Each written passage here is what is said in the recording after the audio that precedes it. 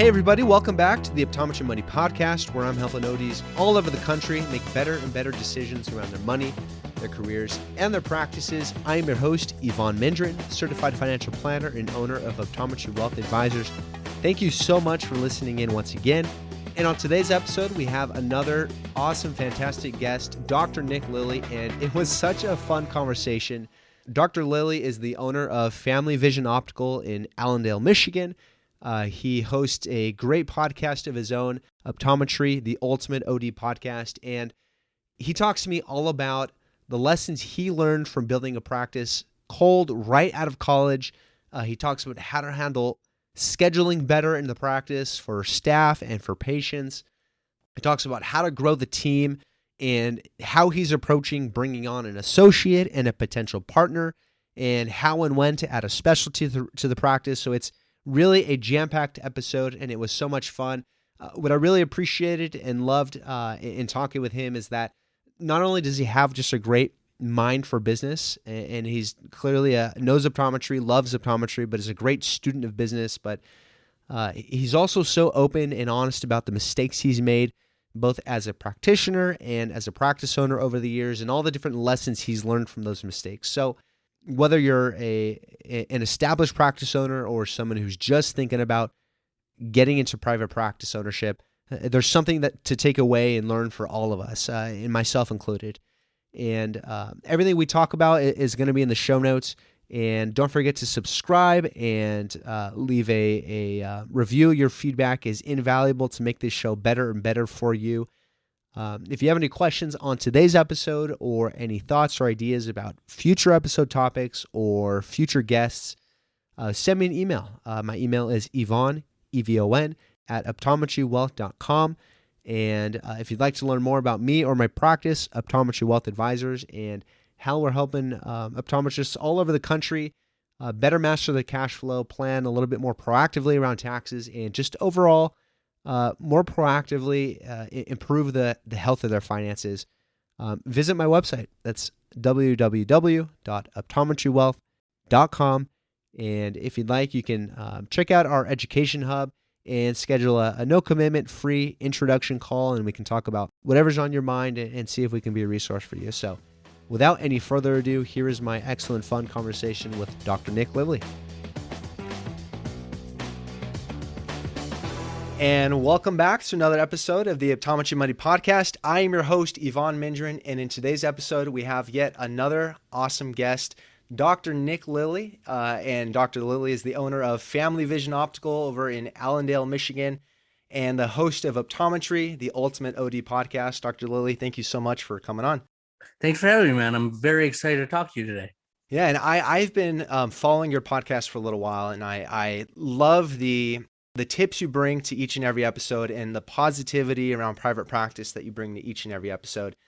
So I'm excited to talk with you today and dig into your career and your practice and just pull out some lessons so the listeners can learn from your experiences.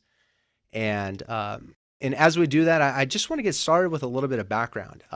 Talk to us about what got you into optometry. Why did you choose optometry as your career? Absolutely. And I always start down this path, so trust me, we'll get there. But Okay. Back in the day, I was the consummate high school athlete. I love football, basketball, wrestling, track, you name it. I played every sport known to man. So when you do that, you tend to how to get bigger, faster, stronger, right? That's where my love for science kind of started. And believe it or not, I was actually pretty good at football. Ended up going to Saginaw Valley State University in Michigan. D2, pretty good. We were number one in the country back in the day. Grand Valley State in Allendale, where I work now, would always beat us when we get to the playoffs. But we were good. But I realized at one point I was not going to go pro. All right. The NFL was not for me. And I laugh because I forget we're on a podcast. I'm 5'4" and I was 165 dripping wet. Okay. So I was not going to go pro. And it kind of got to the point where I'm like, okay, I love science. What do you do? And when you love science, all I knew was you're either a doctor or a nurse, right? I didn't really want to go nurse. So I'm like, oh, I'm going to go to med school, which everyone says, right? Well, My sister has retinitis pigmentosa. One of my brothers has keratoconus, and my other brother has a couple of strabismus surgeries. So in, I don't know if you have a lot of optometrists listening, but in that world, that's like the trifecta of siblings to have, right? So I'm like, I love the eye. Went through the process of the MCAT and realized that I don't like hospitals. I don't like sick people. The amount of time to go to med school and then to become an ophthalmologist was going to take me forever.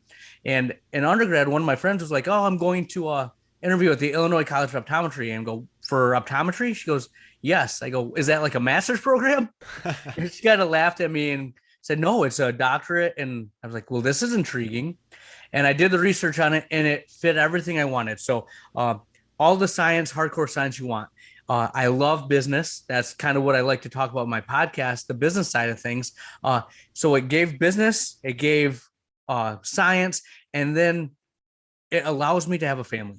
Like I just had my fourth child. So it gave me everything I was looking for, where if I would have went the ophthalmology route, I would have went to school for so long. And at no point would I have ever been able to say that my family is more important than my patients, because you're on call, you have to go. And with optometry, if it's a real emergency, they're not calling me. Yeah. Right. So I just love the work-life balance, love the science of it. And that's kind of what brought me to where I'm at now. I love that. And that's something I consistently hear about optometry, is that it is so great for family life. Consistently, that is brought up by everyone I'm interviewing and talking with, is just how great optometry is for family life. So that's pretty cool. And you graduated in 2011 from ICO, is that right? Yes, I did. And what happened after graduation? How did you get your career started? Yeah, great story in that sense. So you graduate, and I went hard. Like, if you're gonna do something, you're gonna do it all, or you're not gonna do it. You know what I mean? So I went hardcore, and I kind of burned myself out. So I was all primed. If you talk to any of my classmates, central serous retinopathy is like, if you have really stressed, you get this like swelling in the back of your eye, and it's a type A individual. They called it Nick Lillie retinopathy. They're like, this guy is like so type A. He's intense. He's going to have this for sure. And I went so hard. And by the end, I got to my externships, and I didn't want to do the residency anymore. I just wanted to get out. I want to start living my life, getting a house, having a family. And I said, you know what? I'm just going to graduate. And what everyone does is they're like, where can I make the most money?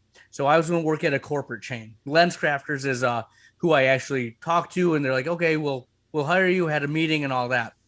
Well, the thing you realize real fast is they tell you, all the things you want to hear until you're ready to sign the contract. And then you work for them. All right. So the agreement was I was going to graduate, and they were going to give me a job while I was getting my license. And then when that, or during that time, I just work in the store, make some money, and then go from there. Well, I graduated, and like, yeah, we really don't have a job for you. I was still going to be a doctor, but they don't have a job over the summer. I'm like, well, all right. And then I called, and there's a couple other logistical things that were supposed to be worked out, and I couldn't get in touch with anyone. So I was like, I don't know about this. So one of my friends, good friend, best man at my wedding, he's like, if you want to start a practice, I'll help you out. He had a couple of businesses. I'll help you through this process. And I'm like, are you sure? He's like, absolutely. So he's like, let's go after it. We picked out a spot, and I called Lens Crafters. I'm like, I'm not coming. I'm going to start cold. And I started cold right after I graduated, and haven't looked back since. That's definitely a non-traditional way of getting financing for that. Were you able to cover the whole startup with using that from your friend? Yeah, great question. So yes, I did take out a couple of loans. Okay. I took out a loan, and then he was able to get the rest. And then thankfully, we're in Allendale. My parents live like 10 minutes away. So I lived there. I worked 7 days a week. So Monday through Friday, Monday through Saturday, I'd be at my office. On Sundays, I'd drive 3.5 hours to Brighton, and I'd work for like $500 a day, and I'd put it all back into the practice. So I paid myself a salary of the first year, $350 a week, lived at my parents, and just basically lived at the office and just grinded it out. And literally for a year straight, I worked every day. And eventually the office started to get traction. I was able to leave some of those corporate entities and just spend, I could live off my office. So that's how I got there. And then we had a plan after like maybe 4 or 5 years. My business partner, if you will, the guy that helped me out, he pulled out, and I just paid him back all his investment with some interest, and then we were good to go. That's awesome. And how long was it until you were able to stop associating part-time and focus entirely on the business? Right. And that's one of the things that I think I've learned along the way, because the way I was doing it was Tuesday, Wednesday, and Thursday. In the mornings, I'd work at it's called Meyer Optical. So Meyer's big in Michigan, and it's just like a corporate entity, right? So I'd work there during the day, and then I'd see patients night. But I'd see a patient every day, and then Sundays I'd go to Brighton. There's better ways to do it than I did it, because I spread myself a little thin. I could have made a little money there, but the way I did it, I was able to, after the first year, I could stop the Costco. And then after about 18 months, I didn't need to go to that Meyer. I wasn't getting enough from the Meyer's, actually probably losing money by leaving the office. I could have just stayed at the office and maybe had more efficient hours or worked a little less. And we can get to that later. But I took the mindset, my football background, I'm just going to outwork everyone.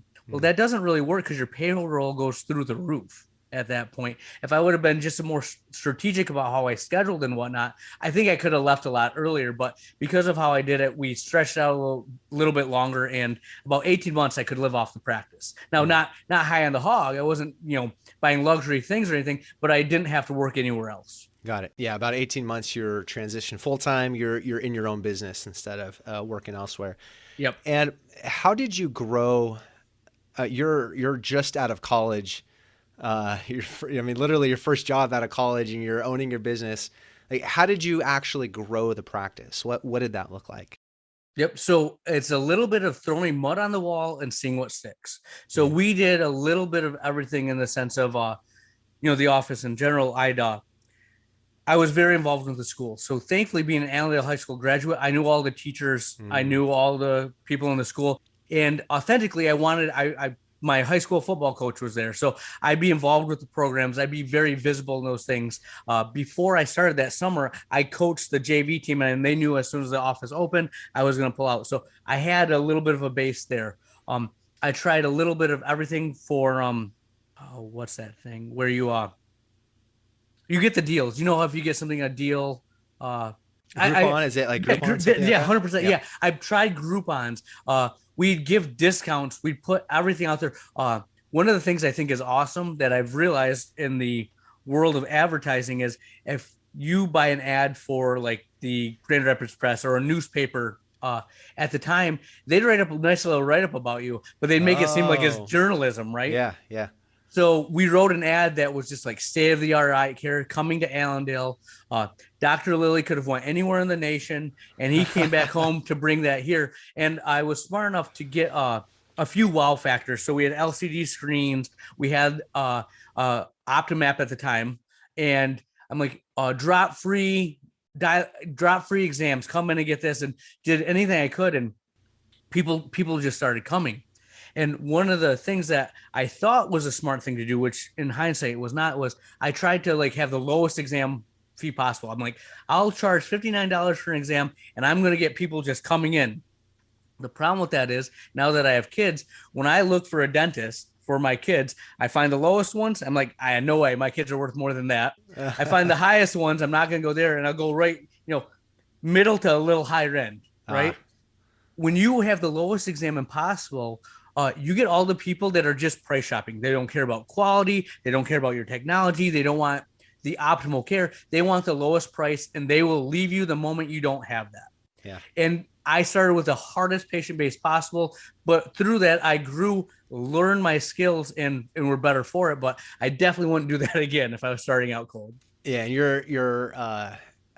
the gut reaction is to say, I'm going to bring my prices down and bring in more traffic and just get people in the door. But your price says something about your service and your business. Like, there's some psychology that happens, that higher prices actually sort of signal better quality, and that influences who actually gets into your door, like you said. Right. And and we are always optometry. When I talk to my other colleagues, you have to value what you do. Too often we don't value ourselves, right? Like, oh, I can charge a little less, or this is what they're giving me.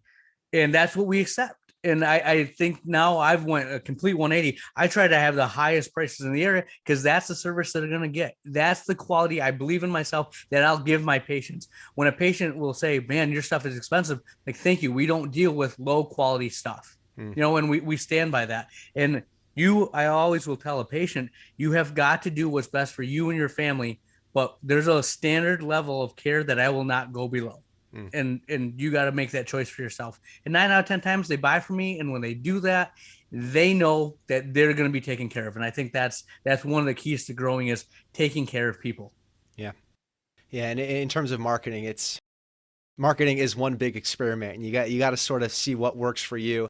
And now you've got all sorts of things like digital marketing and the way the website functions with everything else. So it's a lot to work through on the marketing side. But you mentioned the scheduling side, and you wish that you had been a little smarter on that side of the business too.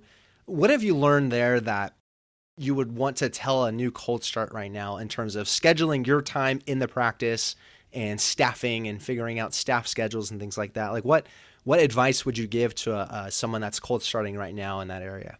Yeah, two mistakes that I made that were huge. One, I nickel and dime my staff all the time. I'm like, hey, you guys can leave a little bit earlier or don't start this way, because your biggest expense is going to be payroll, right? You're going to, obviously your lease might be a little higher or whatnot, but payroll, once you get going, is going to be a huge ongoing expense. So make sure when you hire someone that you just plan for their hours. Don't try and cut costs with them. All right. Take care of your people, number one.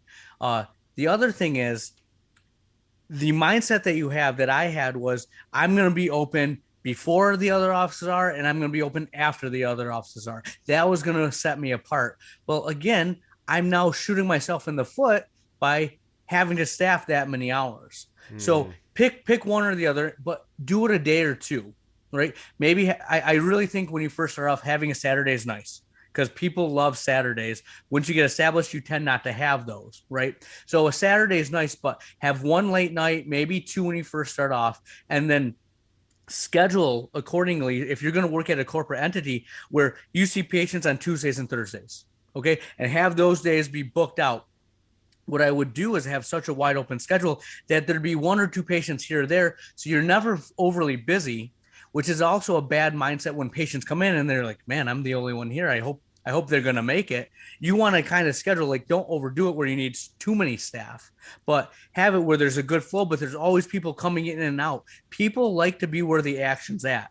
Okay. So schedule, so all the patients are coming in at the same time, and they're going to start thinking, man, this guy's busy already. They have a lot going on, but you just see patients in a lot of time. And then when you feel like you're booked out for 2 to 3 weeks consistently, add another half day, add another day, and kind of go from there. You don't have to be in the practice, but that one staff member that you hire, two staff members, when you're not seeing patients, they can still be there. They can still answer phone calls. They can dispense. They can help patients out. They can market for you when people come in or if they make a phone call. But you can be out either working on the practice, trying to grow it by talking to the community, or being somewhere else to get more cash flow to keep you going when you first start, And how did your team start from day one? And then how did you know when to start hiring that next person and that next team member and that next team member? Yep. Great question. I'll tell you this was a learning experience. Okay. When I first started out, this is funny story for you. So when we are in school, we are never taught the business side. I mean, they'll give us maybe a one lecture of like, hey, this is the business of optometry, but you got to learn it on your own. So when I had a week of training, I hired 2 full-time people and then a part-timer that was going to work maybe half day a week, or a back end, like a Thursday, Friday, Saturday, but not a full-time. And I'm like, all right, we got to train, and you train what you know. And what I knew was optometry. So they were going to be the best techs ever. I was going over the anatomy of the eye. I wanted them to know what a dilation was. In my genius mind, I'm like, we're going to dilate each other, And then we had like 4 hours of training left, and they're all dilated. They can't see anything. My eyes are killing me. I have a headache, and just complete and utter gong show. Okay. So the nice part is, when I started off, I wasn't overly busy. So I was the one on the phone calling like VSP or IMED, like, so how do I submit this? What do we do? What does this fee schedule? And learning the business. But I think the rule of thumb I like to use is, for every 150K you bring in gross, that's one full-time equivalent. Okay. In my mind, I had projected that first year I was going to be around 250 to 300K. Okay. So that in my mind, I could justify two full-time employees. The thing to realize though is that 150K per full-time employee is great when you're an established practice. When you're growing, you have to eat it a little bit. Like, think about all the business out there, like Netflix, Paramount Plus. You hear about them all the time, and they're not making money. They're putting a ton of money into the business to grow it. If you're going to grow your practice, you have to be prepared for the growth. So you might be one to two, if you're, depending on how aggressive you want to be, but one staff member heavy, because as you grow, you don't want to have to hire someone new and get them up to speed. You want to have all systems go and kind of plan accordingly so you can hit the ground running. And again, you have to look at your cash flow and know if you can justify that. But I like to be a little heavy, because then I can bring in schedule aggressively, because I could always see more patients than my staff could kind of handle. But I could work really hard, get them in here, and then my staff would handle the rest. And it's just a balancing act. Like, I could see more patients than what my staff could handle. And I had to realize that cutting back and seeing maybe a little less and spreading them out would give a better patient experience. That would help grow the practice. So did that answer your question? Yeah. And that's interesting. What you just said is that you could see more patients than your staff can handle. And it's your capacity is not just you as the doctor seeing patients. Like, your capacity is the business as a whole. And you also have to think about, well, can my staff actually, I can cram through all these patients and I can give them great patient care and I can really bring in revenue. But if my staff can't handle that, then the whole patient experience can actually fall apart, or things can get missed and different things like that. That's an interesting point that you just made. And it's an ego thing too, because when you first start off, all your friends that either went to an established practice or are in a corporate entity, they're always talking to you. They're posting, hey, I saw this crazy case, or I saw this many patients in a day. And you're like, man, I saw like 3 patients today. Am I really wasting my skills and abilities? And it's the long game, because now not every single one, a lot of my friends are calling, hey, how do you start the practice? How do you do this? And I have 10 years of equity built in, right? I have value. I didn't get paid as much as them now, but now the worth of my practice is astronomical compared to what they're still making, maybe a nominal bit more than what they started off at, because that's just how it works. So it's a long game, but your ego is the thing that you have to kind of cut back and realize that the whole business represents you, not just that exam. And that was a paradigm shift I had to go through.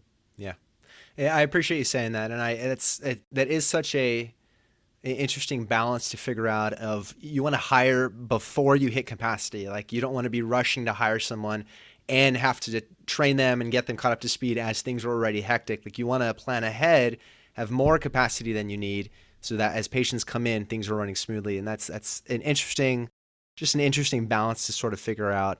And if you don't do that, the staff that you have are going to get burned out and they're going to leave you. Yeah. And now which makes it even worse. Right. Now you're making it even worse. So you have to remember that staff member, at the end of the day, they want a job that means something, that they feel like they're giving value.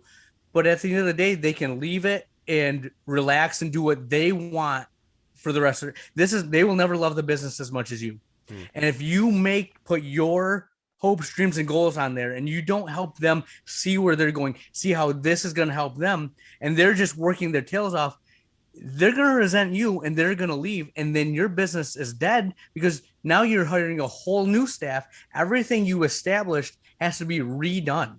And it's never as pretty as it once was when there's a new person starting. So it's really a huge part to growth, is making sure you have the infrastructure to make it successful. So how do you build that in to the business in a way that staff are or want to stick around? Like what do you do? Is it about incentives and pay structure? Is it about culture? Like what goes into that to make it a great place for the staff to want to stay in for a long time? I think the biggest thing that I've done, and again, staff turnover is every office's worst nightmare. I don't care how good you are, life happens. And one of the things that I would hire is they would be between 22 and 24. A lot of them were right at the point of where they're going to start their families. They start their families. Not everyone came back. So the demographic was hard. So what I think I've done, because now my office manager has been with me 7 years. Everyone's been over. I just hired someone new. I have 7 staff members, but they've been with me multiple years, and they have to win when you win. Okay. So the goals of the office are, we want to grow. We want to do this. Not not I want to do this. I'm constantly sharing my BHAG, my big, hairy, audacious, goal. If you know Jim Collins, right? From Good to Great, or the vivid vision, where we're going to be at 3 to 5 years, what I'm going to, you're going to move up. You're going to have to manage these people. This is what I have planned for you. All right. So they need to know that in the plans, as we grow, there's a piece of the pie that's going to be for them. Okay. I find that you have to pay fair. You have to have the benefits that they need, but money isn't the end all be all. They want to have purpose. So we are very actively involved in the community, or if we get any positive reviews, every once a month we have an office meeting. Culture is huge, right? And all of our good reviews, every review we get, good or bad, we share it as a team. This is what this person said about this. They're saying this, and I'm emphasizing because they talk about great customer service. They have great quality. They care. They talk to you. They listen. All the things I want my staff to know. I'm like, they're hearing this. These are the people that are repeating what we try to live every day. So they're like, oh man, we have a difference. We're making a difference. And then we do a lot of things where it was really fun. We said, I asked everyone, what's the best customer service experience you've ever been to? And they all shared their experience. And then I did a week long of where we looked at just how to handle millennials, how to handle the baby boomer population, what good customer service looks like from different perspectives. And I said, the best customer service I've ever had was at Ruth's Chris Steakhouse. Like, if you've ever been there, it's amazing. And then as an office, we all went there. And I said, you evaluate how they take your order, what they do. And I talked it up huge. And I'm like, we'll see if I talked up too much or if it didn't live up to it. And they all got their steak dinners. They got anything, like get any drink you want, get all the appetizers. I went all out, but that experience helped. Well, not only was it fun for them, they got to do that. They could brag that, hey, we went to Ruth's Chris, but it made them have that's the culture we want. That's the customer service that we need to have. And it helped build that. They love it when they all get to have a win like that. And then as a whole, it helps people grow and work together. They're literally like a family. If you're leaving that, it's hard to go to somewhere else where you may make more money, but you hate who you're working with, Yeah. Yeah. I love that. 2 things I'm taking from that is, number one, you're giving them ownership in the success of the practice and the impact that you're making on your patients and community. So they're feeling that success and they're feeling that impact as patients are being served and their lives are changing as you're providing care for them. And number 2 is that you're learning from other businesses that are not at all related to optometry. You're learning from Ruth's Chris, which is obviously, as you said, it's a great experience, and you're able to learn something and pull that into your practice and incorporate that. So I thought that was great. Yeah, absolutely. We've talked about this amongst each other, is that business is business, right? If you look at the core principles, every industry is a little different, but the core principle is you're solving a problem for a person, and they're thankful. That's why they pay you. That's why they come to see you. What are the underlying principles? And I love to learn from other industries. Too often, I think optometry looks just inside this medical model because maybe a little ego. We want to be doctors. We want to have this air of superiority about ourselves. And I think that's wrong. What do great customer service, what do great industries look like? Why do they do that? And just like if you look at the Millionaire Next Door, if you look at the, all the happy retirees say. There's an underlying theme that is common amongst everything. And you find that theme, you do that, and you'll be better for it. It's just recognizing life's patterns. Yeah, and I think that can be the case for any professional business, even financial professionals like myself, financial planning. I mean, we can all get sort of stuck in our own vacuum of the way we're doing it and the way my peers are doing it. And there are just other great, better businesses out there who are doing things differently than we're doing it and a lot better. So I think there's always something we can incorporate from books and other experiences. I've heard some doctors, optometrists going to Disneyland and like pulling specific action items from their experiences at Disneyland and incorporating that into their practice. So there's always something to learn from better businesses than our own, because there are many better businesses than our own out there.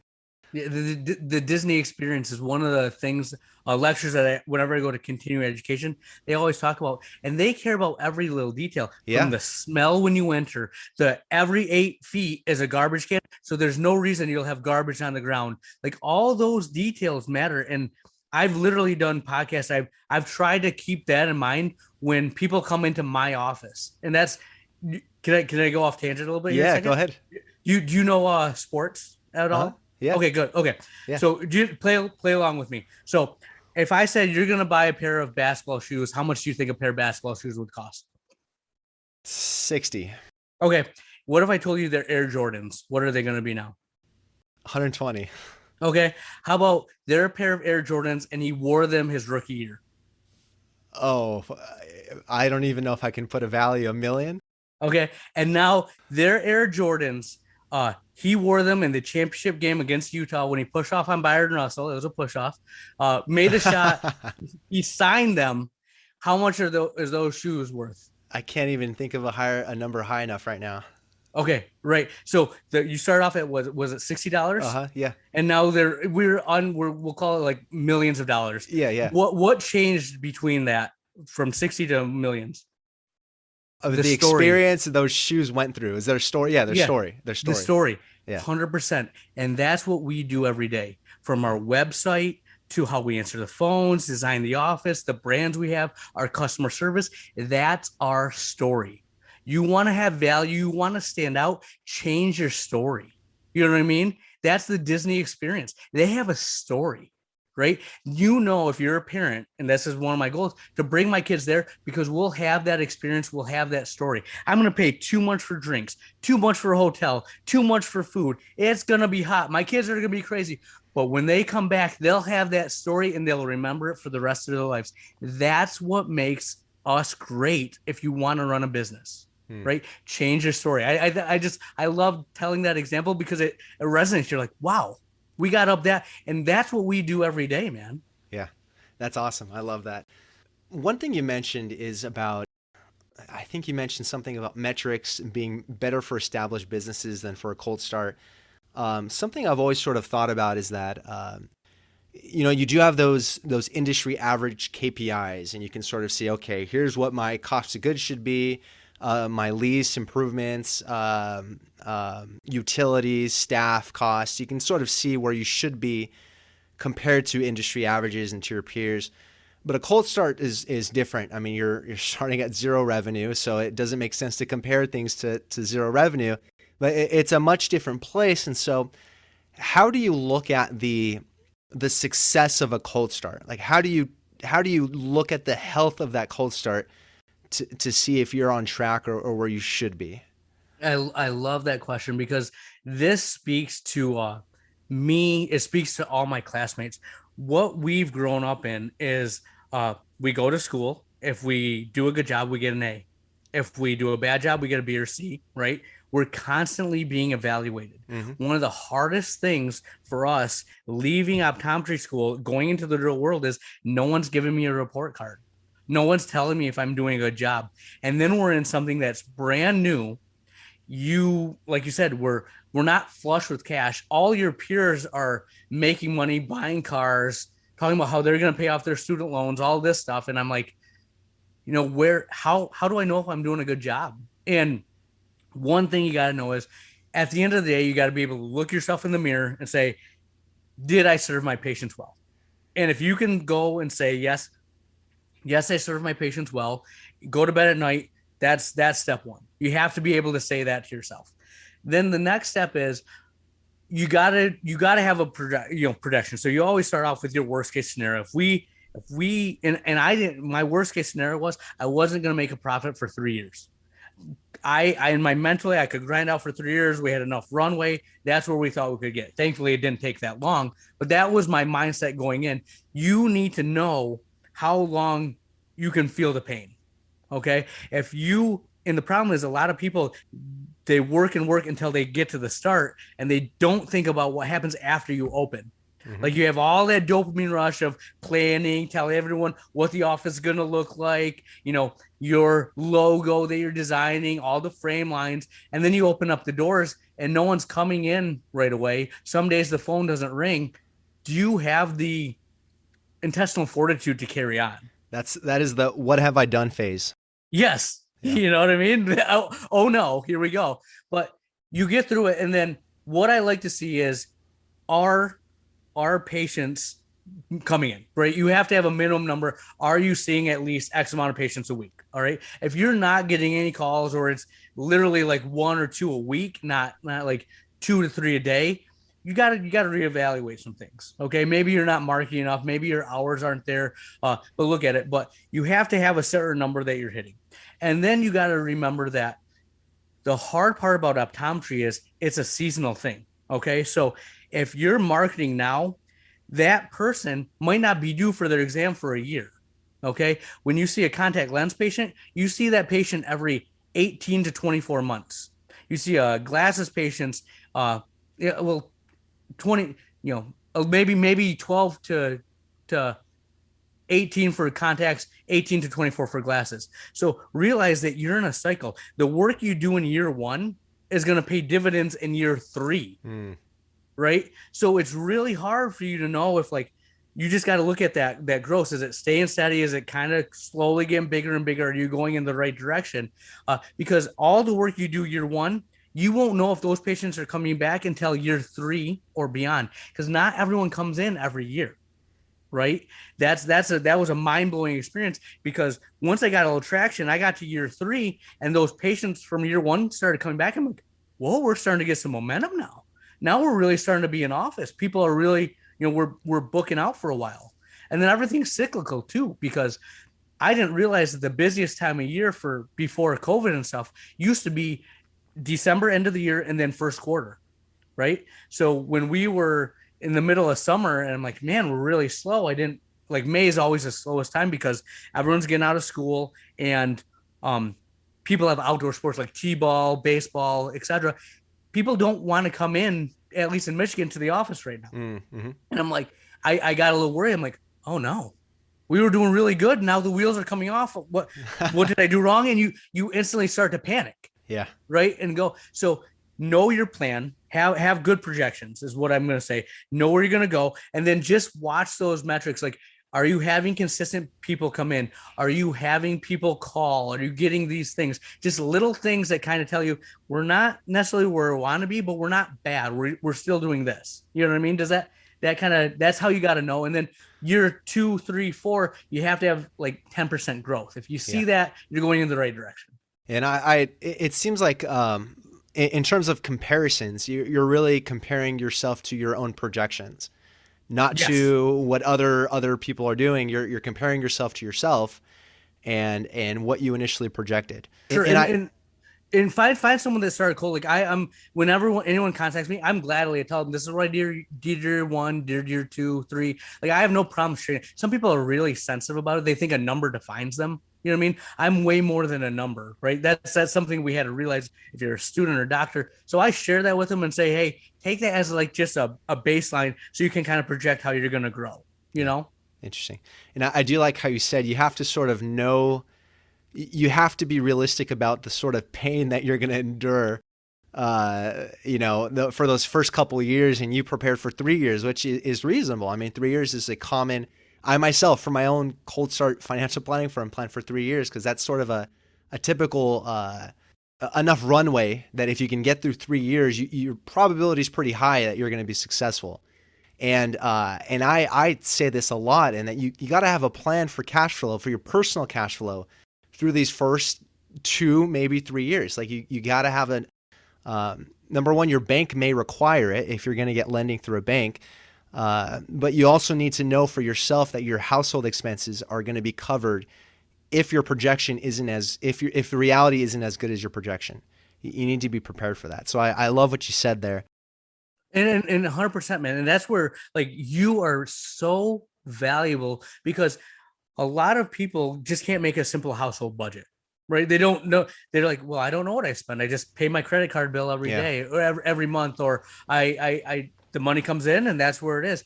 Like I was granular to like what I needed, what my loans were, what's that. And like, I've gotten a lot better now because I'm a little more established. I have kids.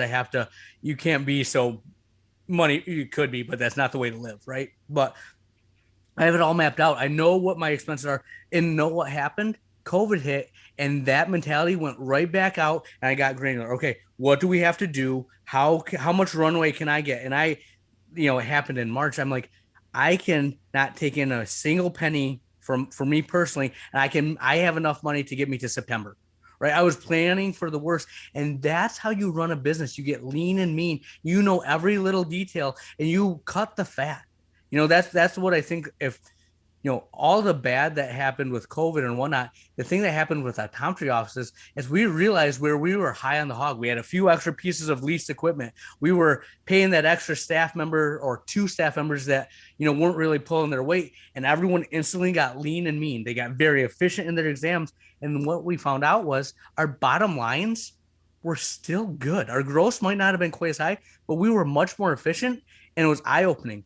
The problem is now that we're getting fat and happy again, though, the doors are opening up. People are going back to their old ways. Yeah. But that mentality of a cold start will serve you so much better in the long run, because the people that either started in good times or bought into a practice never had to have that fear of, am I going to make payroll? Am I going to be able to pay my loan payment, pay this or whatnot? That fear is healthy. You know what I mean? And I'll have that till the day I close my doors, because I've lived it and I never want to get so frivolous that I could lose it all because I was just sloppy, Yeah. I mean, there's risk that comes with business ownership, and especially when you're starting from scratch, starting with nothing. I mean, there's uncertainty and of course that's going to cause you some stress, and it should, like you said, like there is a healthy fear that comes with that. That keeps you wanting to be better and push to be better and innovate and do things as best as possible. Like you decided to cold start right out of college. Yep. You could have done anything else. You could have looked for a practice that you liked, and you could have bought into that. You could have worked as an associate again, like you were initially planning to. You could have done a lot of different things. And even now, there's just so many different modalities of practicing optometry. What should someone think about when they're deciding or weighing that decision of, should I start a practice or should I own a practice at all? Or should I just work and build a great career as an associate? What are those things? Yeah, great. And I think about this all the time, because why did I do what I did? And I'm the type of person that, and I've started a podcast, I've started a practice. I'm always trying to think I can do something better. And that's kind of what it comes down to, is if you look at an office, and I'd go into offices or I'd be at school and we'd be doing it, and it's not good necessarily, but I could do that better. I think I could do this better. If you go into environments and you constantly think I can do this better, then you need to start that practice, right? You have the motivation. It kind of is in there, right? Now, again, you have to have a lot of other intangibles, but that's the initial burning desire. Right? If you go into a practice and you're like, man, this is awesome. I love what they're doing here. I love how they see patients. This just makes sense. And you're happy, just work for them. There's nothing wrong with that. There's nothing at all wrong with working with it, because all the stuff that we were just talking about, the stress that you never can leave at the office, the fact that if someone's car doesn't start, your car didn't start. You can be the most responsible person in the world, but you're dependent on other people to make the business run. That's a fear or a stress that some people just don't need to take. It's not necessary. If you're in an environment where you respect what they do, you love how they do it, and at the end of the day, you get to do what you love. That then don't worry about starting the practice. But if you look at it and you're like, I can do this better. I like the business side of things. Too often, I think optometrists get into it because they think it's going to be all, rainbows and lollipops. And they realize that running a business is stinking hard. Yeah. You have to make some tough decisions. You have to have a business mindset, because if you're running a charity, nothing against charities, but you're not going to be able to take care of yourself. You're not going to be able to take care of your staff members. And at that point, you will not be serving the patients to the best of your abilities, because you won't have the ability to do it. For example, every school in the area knows if they have any student that cannot see or has a vision issue, I don't care if they have insurance or whatnot, the teachers all have a green light. I'll talk to all the principals, call me, I'll give them a pair of glasses, no question asked. That's just how it is. And I can do that because I run a business, right? If I was frivolous and I was barely making ends meet, I wouldn't have that luxury, right? You can do a lot of good things if you run a clean, good business. So you have to love that aspect. And a lot of my colleagues that didn't go into private practice, when Dr. Richard Katoof would come in and just talk about how to, the business side of things, it'd almost be like squeamish or turned off because he talked about being profitable. And if that's your mentality, don't get into this. You know what I mean? Got it. You have to love that. And it's not like the consumer is going to spend the money somewhere. I feel better if they're spending it with me because I know what I'm giving them. If you're worried like, oh, I made some money on this, or, I only paid this much for the frame, should I really mark it up that much? Yes, you should, because that's what the market bears. Yeah. But if you're afraid of that, don't go into this business. Yeah. Work for someone else. Yeah. Yeah. That makes a whole lot of sense. And the profession needs great practitioners. You need great practitioners to provide great, awesome patient care. And not everyone needs to own businesses, but I really like what you said. One of the most consistent reasons that I hear for optometry or optometrists to want to own private practice is that ability to make decisions and to have creative freedom over how the practice is run, how that patient experience is. And like you said, it's being able to see something that you want to improve, and you now have control to do that in your business. The finances shouldn't be the main driver of that. They come, with a successful practice, the financial benefits should come with time, but it comes with a lot of time and sacrifice. Like there's a lot that happens in between there. And I think the creative freedom and control should be the driving factor in that decision. And it sounds like that's what you're saying too. Absolutely. And the thing is, so back to my background of football, I love the season, right? But I lived for when the season was over and going to the weight room, going to the running workouts. I love the grind. I love the journey. Same thing in a practice is I love the day-to-day grind. One of, I think, optometry's superpowers is we can deal with monotony every day, right? Like we come in, we see a patient, one or two, here we go. Like I love that monotony. Like I talk to some of my other friends in business and they're like, man, I got to get out and move. I can't believe you go to the same office, do the same thing every day. And I'm like, I thrive in that, right? That's my wheelhouse. I love consistency. I love that. And I embrace the grind. I love looking for new ways to get better, to motivate my staff, stuff like that. If that doesn't get you excited, if you're like, oh man, staffing, why can't they just be good? Why can't they just do what I want? You know what I mean? And patients, oh, I have to deal with patients. They're complaining again. Like those, I like solving people's problems. I like helping them. I like that, all the minutia that goes with it. And like you said, the finances are what they are, but I'm unemployable because I couldn't work for someone else and not be like, well, this is easier.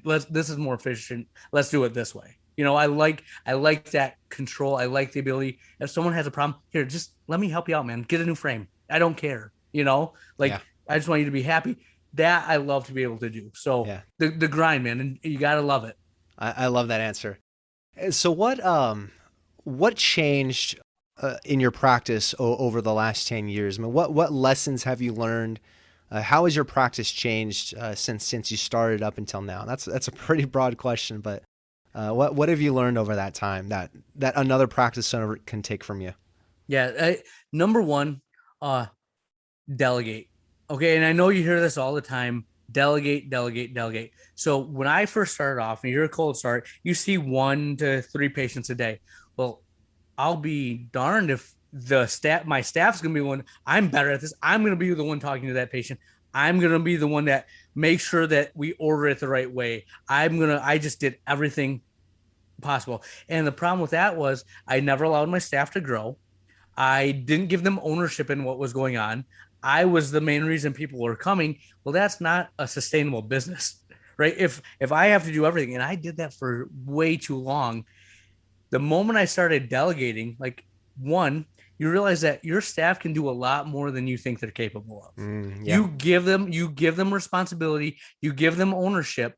They may fall on their face once or twice, but they're gonna surprise you. They're gonna rise up, and you'll be like, well, now that they're doing that, that's a headache I don't have to deal with.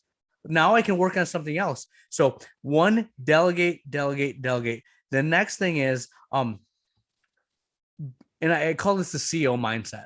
And it's very hard. You hear it all the time. It's working on the practice, not in the practice. Okay. That concept of being the CEO of your practice is incredibly foreign. And I would hear it all the time, but I'm like, what does that even mean? What does it mean to be the CEO? And I did a whole series on this, but essentially what being the CEO essentially means is the majority of your time you're thinking 3 years, 5 years, 10 years down the line. What do we have to do to position ourselves to be where I want to be in 5 to 10 years? And that's making sure that you have the right staff on board. You have an organizational chart where you're going to have these people, you get the right people on the bus, and then you get them in the right seats. Okay. But if you don't know what that practice is going to look like, you don't even know what seats you have. You don't know what voids you're missing. So I kind of started being the CEO and thinking, where does the future, what does it behold for me? And then planning accordingly. So delegate to your staff. That'll make you more efficient. So you can do the things that matter, and that's planning ahead. And then the other thing is, I was really worried when I first got out about being right. I'm the doctor. If someone's wrong or whatnot, it was a reflection of me being inferior, right? Or I had thick skin, or thin skin. If someone gave a bad review, I'm like, oh my goodness, it hurt so bad. I can't believe they didn't like what happened. Or I'd try to argue like, oh no, this is what really happened. At the end of the day, it doesn't matter if you're right as long as you get it right. Okay. And what I mean by that is, like for now, if there's an RX check, I welcome patients to come into my office and here, let's look at it. And if there's no change, I'm like, hey, I just checked it again. You really just have to adapt to this. You're going to be okay. Or, you know what, this frame, it's the one that you picked out, but you say it's not the one. You know what, just pick a different frame and we'll make it right for you. I burned so many bridges early on because I wanted to be right that those patients will never come back again. Right now that I took care of people, I'm not worried about myself being, the one that's right. And you know what? The people that had the problem, they still come back because we took care of them. We solved their problem. Right. That's what people care about. Everyone expects there to be problems at some point. It's how you deal with them that's going to keep them coming back, that will give them confidence in what you do. So don't worry about being right. Make sure at the end of the day, you took care of that patient. You made them happy. You did everything in your power within reason to leave them satisfied. And that's how you get word of mouth. That's why all of a sudden your people that are coming in are all the hard patients. You know why? Because the other doctors didn't listen. They were doing what you used to do, and now they're coming to you because they know you and your staff will solve their problems. And that was one of the biggest things that I've changed is, let's do whatever we can, like the Costco mentality, to make sure that they're happy. And we've been better for it, man. There is so much to take away from everything you just said. And I feel like each can be its own episode. But one of the first things you said is that about delegation. I just talked with a Dr. Chad Fleming a couple episodes back. And one of the conclusions we both came to around this similar topic is that sometimes you as the owner are the bottleneck in your business. Like sometimes you are where things get stuck. And unless you learn to get things off of your shoulders onto the team and build processes and systems into the business, you're going to keep the business where it's at. You're going to stunt its growth. So, which is a tough thing, I think, for any of us to sort of wrap our heads around and agree with. But unfortunately, that's the case. Sometimes we're the bottleneck, and you just have to let your team do what they're good at and get out of the way and see them thrive. So I love that. I love that comment you made, because it's so important. Learning to delegate is a skill. I think it's more difficult than we make it seem in this conversation. It's so hard, man. It really is. Because it's like being do you have kids?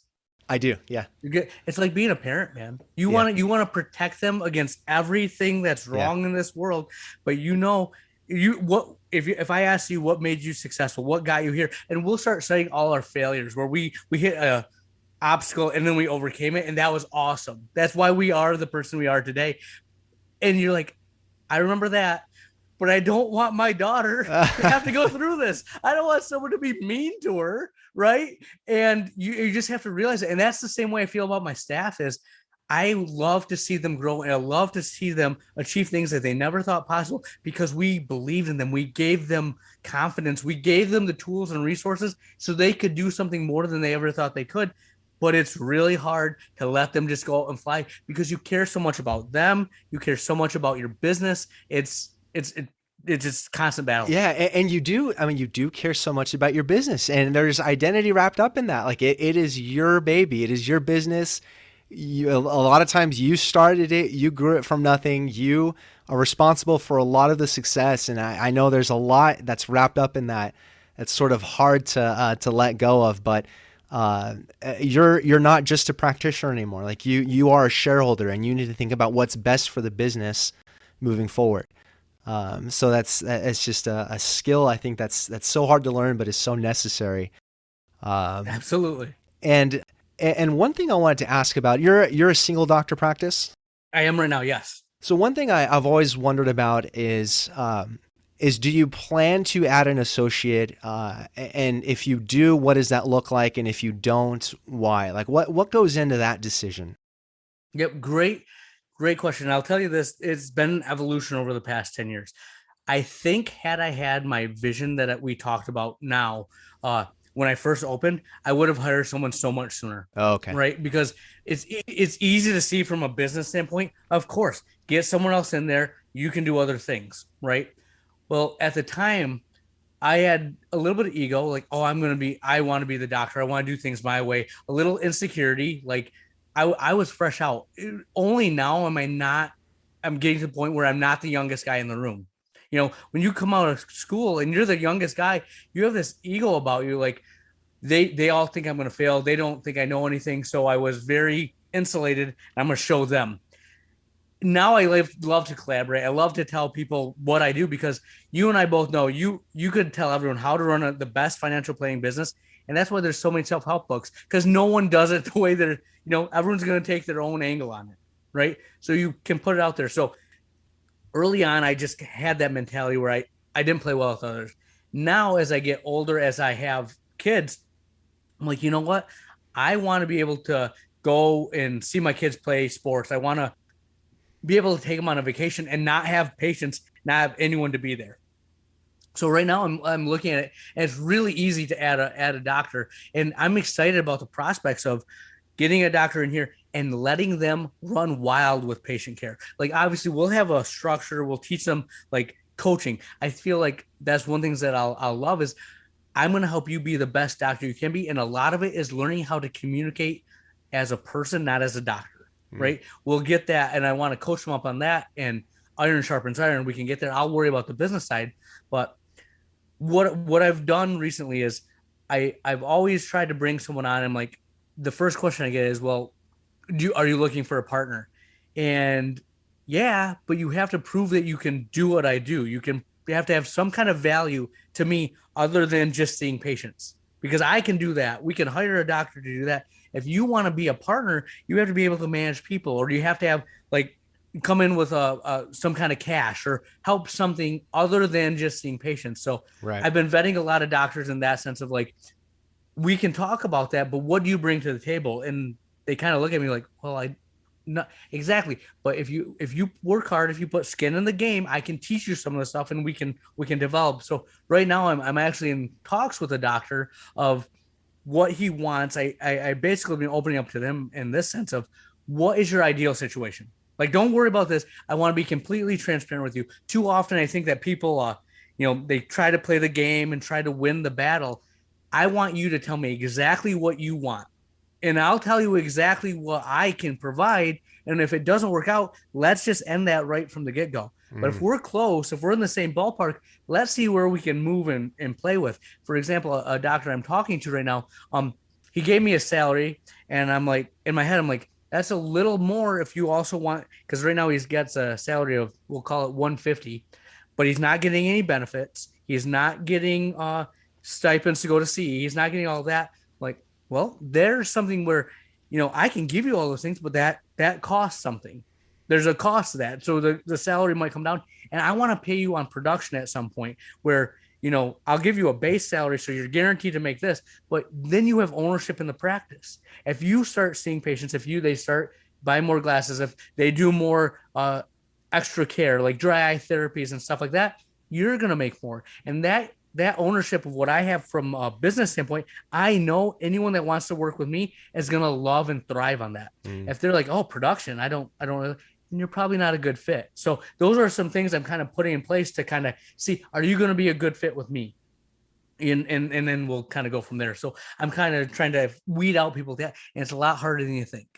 I would imagine it's extremely hard. Yeah. Especially if you're planning to bring on a co-owner. That's one of the trickiest things that I can think of in any business is the dynamics that go with bringing on another owner. Why go the route of bringing on another owner versus just bringing on an associate to increase patient capacity? Why go that route? No, and I would much rather just bring on the associate. The problem that I see is anyone that's interested in going to private practice has that caveat of, well, if I'm going to do this, and thankfully it's hard to get into, but if a doctor sees it, they're eventually think, well, I can do what they're doing.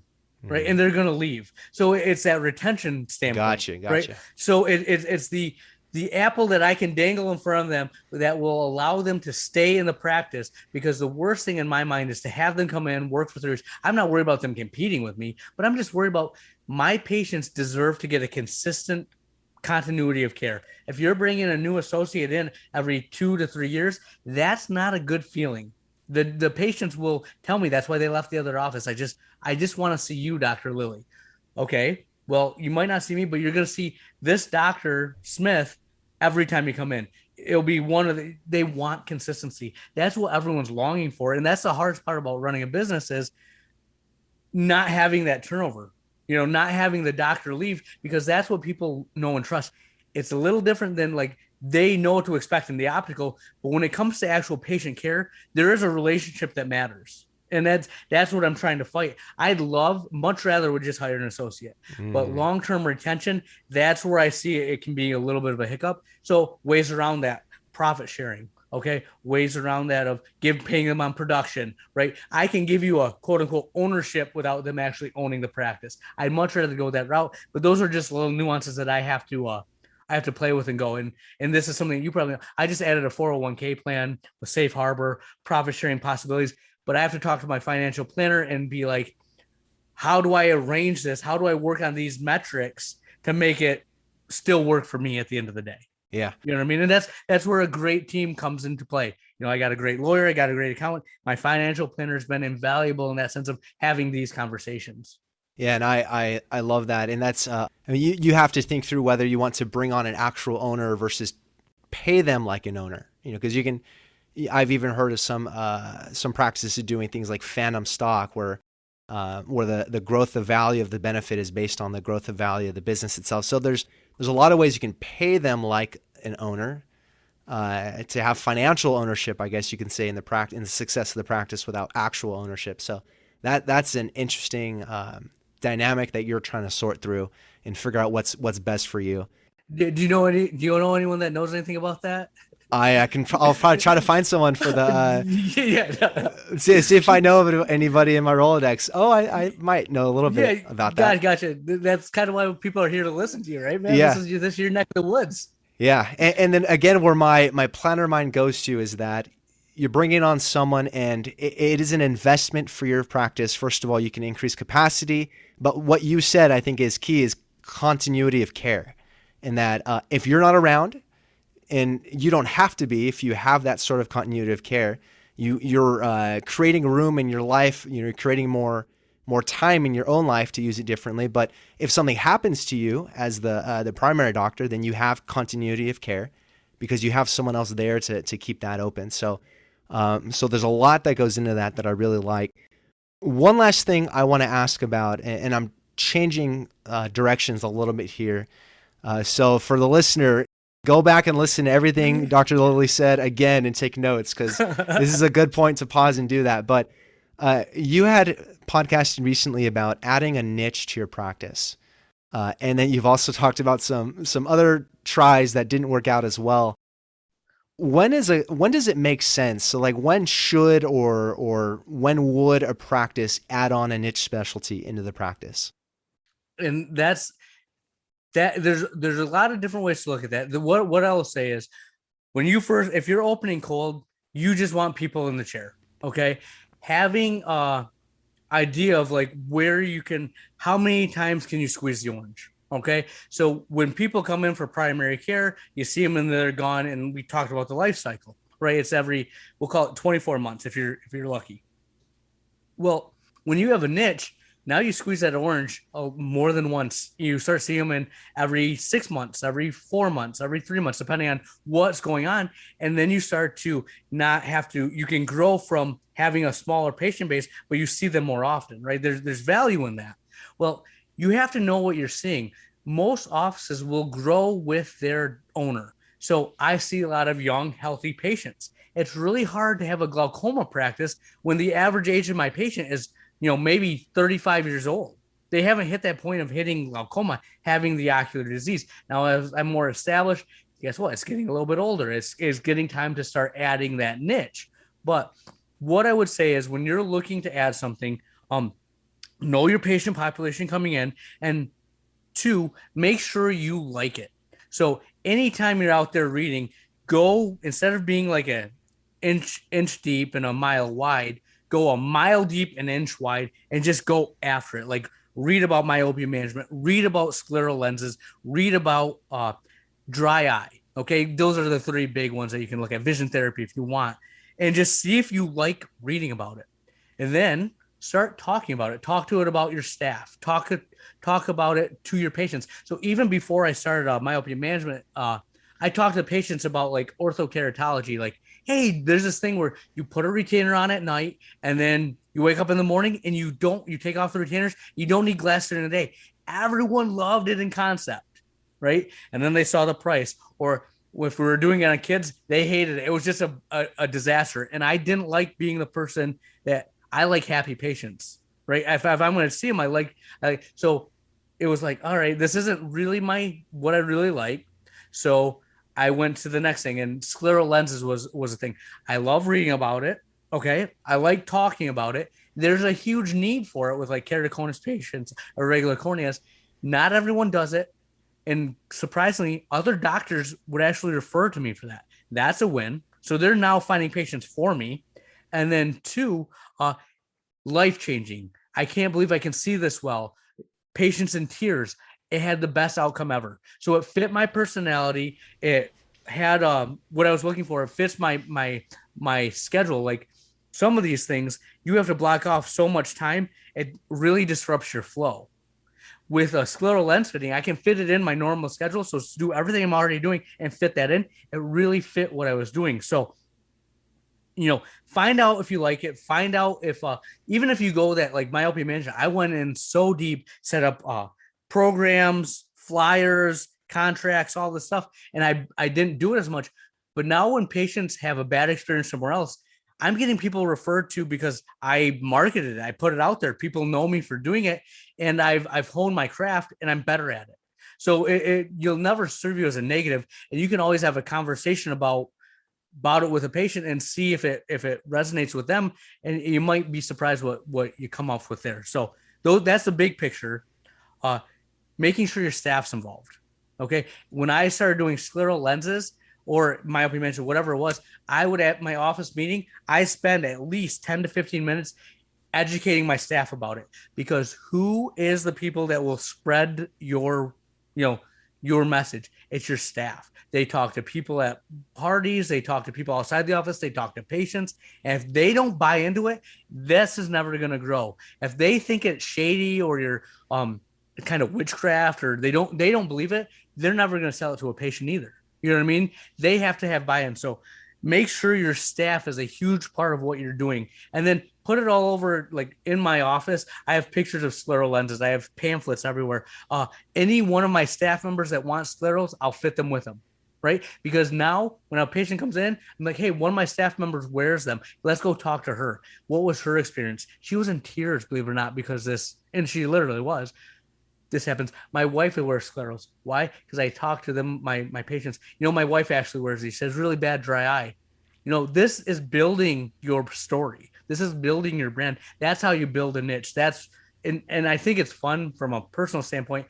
Now when I go to CE, you have all these things you can look at. Well, I'm a contact lens guy. It feeds your ego a little bit. Like I can go to the contact lens lecture, right? I don't have to go to these. It has a purpose when you're going to educate yourself. And I find that gives you it just makes you feel good about what you're doing. Maybe I did go to school for a reason. I'm good at what I do, type thing, Yeah. Yeah. I love that. It's not just the financial parts of it. Is it profitable? Yeah. But if you hate doing it, that's not a great way to build a business or even to live life in general. So I love what you said there. And I love that bit about listening to your podcast. You talked about, getting your staff to buy in, getting your team to buy in, and getting them to see the benefits and the life-changing benefits of what you're doing. And I love that comment you made and how important that is. And you've seemed to have said that a few times, of just getting your team to buy into the story that you're building with your business, and getting them to experience that success and the impact you're having on your patients and community. We all have to roll the same way. Yeah. If someone's rolling the wrong way, it's going to throw the whole ship off. So that step one, whenever I have something new, is how am I gonna convey this to my staff?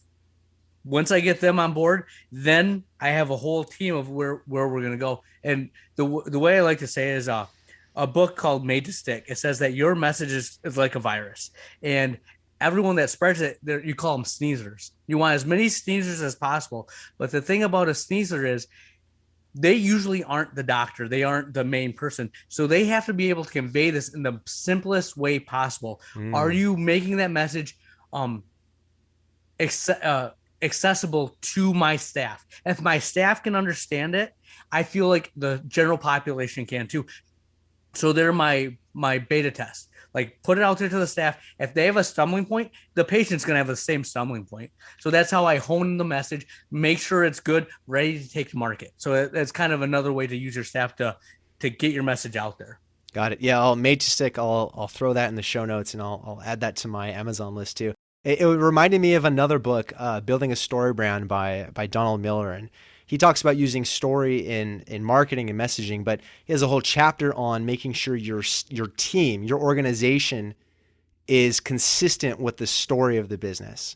Because if your staff doesn't, like you said, they're the ones that are going to be talking about what they do and what the business does and what the story of the business is. If they don't, that's your first line of defense there. And so that's an important part of that.